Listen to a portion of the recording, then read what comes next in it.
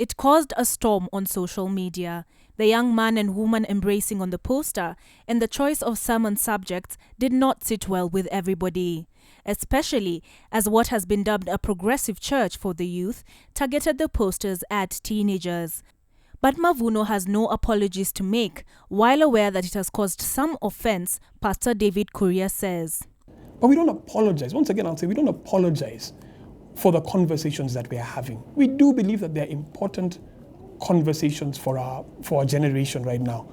So, did we set out to cause controversy? No, we did not. But we stay on track. If people's reception to anything is what determines how you're going to, respond, then you won't really go very far. I feel as I look at society, anyone who achieves great things, oftentimes goes against the grain of society. And for me, would I tone it down? I don't know if I would. I don't know if I wouldn't. But what I do know is that we just need to be bold. We need to be very bold and be very honest in our conversations with the people we are speaking to.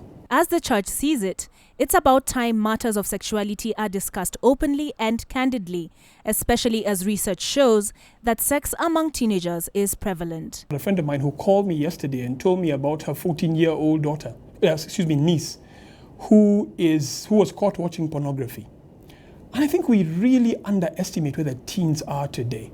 An interesting, thing that has happened with us is that it's been interesting that the people who have responded the most positive to this are actually parents of teens.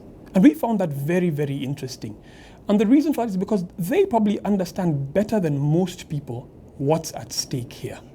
But not the entire church shares Mavuno's approach to sexuality.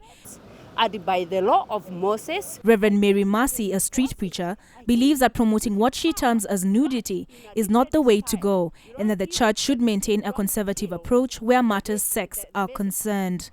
this Bible refuses all what Mavuno has been doing. According to this Bible, it prohibits people to walk naked, as especially women and even men. None of them should show their bodies out.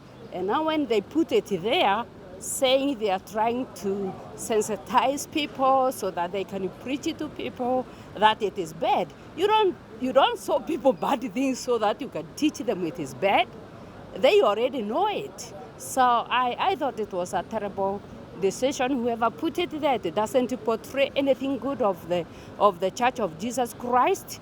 But not everybody has a problem with the Bloodlines poster, and insurance salesperson Virginia Kamodo doesn't see what all the fuss is about. In the screen, all over internet, sex is exposed.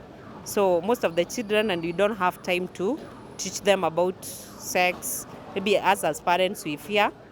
So they get exposed to so many things, and then maybe that's why they end up even the gay thing and maybe lesbianism, which is not good. So you support what they're trying to do? Yeah, it's good. It's a good thing. Kenneth Wambu, who's ironically in branding himself, believes sex education should be left to the parents. My concern was, where does the family start? And my answer would be, the family is already it's created in church. When courtship is going on, it's in church. So doesn't the church train or teach those who are parents? And you're talking about now the children that are exposed to that kind of pornographic and whatever they were talking about. So I'm asking, where is the church when the family bedrock is set at the church? So if they failed to try and equip parents with necessary knowledge on how to bring up their children, then stop telling us about our children. And as we are discussing matters sexuality, we would be remiss if we didn't get Mavuno to weigh in on Ugandan President Yoweri Museveni's signing of an anti-gay bill that could see those found guilty of practicing homosexuality jailed for life. Should there be penalties if I cheat on my wife? And that's, I think, what my point is, that our sexuality is broken. And for me, I don't know if the solution to problems is to begin to penalize any of those. Because if you said, let's penalize everyone who's, sleeping around or who's watching pornography, then where would that put us? For me, I think the real issue is to say, let's address the issue of our brokenness.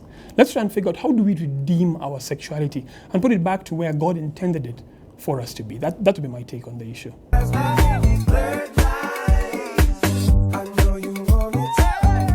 And with what I hope have been clear lines of communication, I'm Olive Barrows for Capital TV.